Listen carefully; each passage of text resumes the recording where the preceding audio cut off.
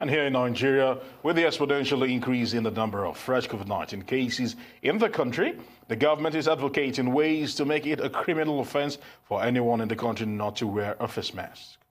The government in the last 3 weeks has been calling on Nigerians to own the fight against COVID-19 in order to prevent the virus from reaching a community spread level. It warned that in the absence of drugs or a vaccine for the treatment or prevention of the disease, people would have to take personal responsibility for the protection of their lives by wholly embracing non-pharmaceutical methods of combating COVID-19, such as wearing face masks, regular washing of hands, and maintaining social distancing. In the meantime, the Nigerian Center for Disease Control has confirmed 675 new cases of COVID-19, bringing the total to 20,919, the number of active cases in the country.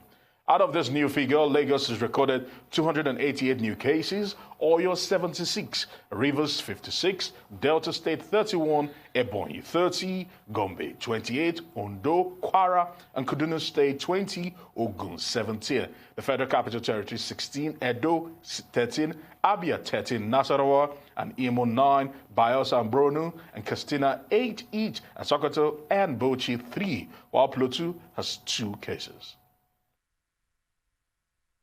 Well, undoubtedly, no one was prepared for the current COVID-19 and the catastrophic effect it is having on the already fragile African economies, as well as the global economy.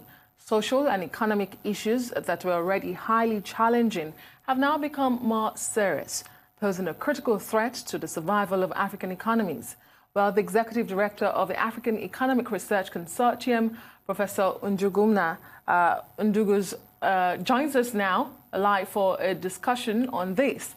Well, Professor Ndung'u is an Associate Professor of Economics at the University of Nairobi, Kenya, and served as former Governor of the Central Bank of Kenya for 2 terms. Thank you so much, Professor, for joining us. And do pardon me if I mumbled your name in that pronunciation. Great to have you. Let me begin by asking... Great. Let me begin by asking you, when you look at all that is going on with the COVID-19 and prior to COVID-19, like I said, a lot of African countries were struggling with their economies. What are your biggest fears that the COVID-19 has exacerbated at the moment? Well, that's a great question. But the first thing that we really need to do is that we have to, first of all, ask ourselves, what kind of steps do we need to take care of when we are faced with a pandemic? The first one is actually self-preservation. That is preserving lives. Hello. Yeah? Go ahead, Professor. Okay. That is, preserving life is very, very important.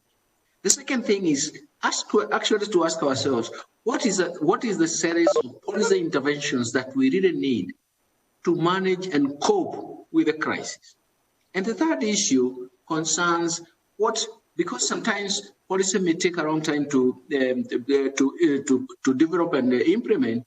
The first thing is administrative actions, coordinated administrative actions that are required. Those are the 3 things that we really need to look at. Unfortunately, we have looked at those, but they have not been coordinated. But I think we also, the knowledge base that is coming through, we are not using the new knowledge base which is coming through. Now, what we really need to do, I still go back to preserving lives. We have to look at all measures that are required to make sure that we preserve lives. But more importantly, we need to protect private investments, because these are going to be very, very important for the recovery, for the future recovery, and also going to be very, very important when we are talking about saving lives. And the third one, we really need to protect the markets. Now, that is why the debate about opening up economies is coming up. It's because we want to protect the markets. But we can open up and have very clear administrative actions. But finally, and more importantly, which is tied to self-preservation, is that we have to have massive education on PPE. PPE are becoming very, very important. It's the first line of defense. But then we have to also come back and say, do we have the adequate quality? Do we have adequate supplies? And we have adequate education in terms of how to use them and prevent yourself. Those are very critical issues that we really need to look at. And then, of course, this subject matter that you invited me to talk about, I was talking about it at the backdrop of fragility of growth in Africa. So it means that we have gone down into the fragility path. Growth is going to be very fragile. But right now, what is very, very important is have coordinated policy and administrative interventions that are going to help us cope with the pandemic. All right, Professor Njuguna, talk to us. We've seen COVID-19 ravage the economies in Africa. What are the lessons learned? And more importantly, not just the lessons learned, how do we chart a way forward right now? Because there's been the argument about keeping people safe and at the same time opening the economy to mitigate some of the losses and try to revamp the economy. How do we balance these two together? Thank you very much. That's a brilliant question, because this is what the policymakers are really worried about. First of all, don't forget that the pandemic hit the African economies when they had already diminished any form of fiscal space that they would have. So in a sense, it is the private sector and private individuals and foundations that have come in to salvage the situation in terms of helping people, reaching out people. But there are two important facts.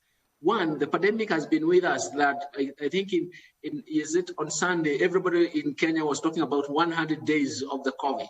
And then what lessons have we learned? The second thing is that most people are telling us that it's going to be with us for a long time. So what should we be ready for? We should be ready for the self-preservation. That is first line of defense, protect lives. What we really need to do is develop massive personal protection equipment that is going to be efficient and easy to find, and the supply should be available. Then, once that is done, then the second thing is look at how we can start reopening the economy, starting with those sectors that are very, very critical. There are sectors that are very critical for the future recovery. Third, we need administrative interventions. Even when you open up the economy, remember that one of them is a policy guideline, but the other important part of it is coordinated administrative actions that are going to make sure that there's orderly opening up, orderly looking at what is happening across borders. For example, the East African region is one of those that is suffering because the third countries are not getting their supplies. Border crossing points are going to be very difficult. So it is not only at the national level, but also at the regional level in terms of coordinated actions. So it means that we cannot close the economy forever. We have to open up. But when we open up, we first of all start with what is the first line of defense, protecting people's life. We need a massive education. We need a massive supply of PPEs. The second thing is that we also need, of course, coupled with that, effective health management of those who have been infected. Because essentially PPEs will prevent people from being infected. But we already have a large number of those who have already been infected. We have to deal with that. And the third issue is now open up the economy looking at the priority sectors and make sure that those priority sectors are also guarded against what is coming up. PPE, social distancing is very critical if whatever is happening. And the third point, and then maybe the final point, is that we may now start, as the economy starts coming back to life, then we have to start thinking about what kind of stimulus is going to help the economy for faster recovery. And those are very, very important steps that have to be thought very carefully, making sure that we do not have another cycle of infections like some countries have had, because it is going to be devastating.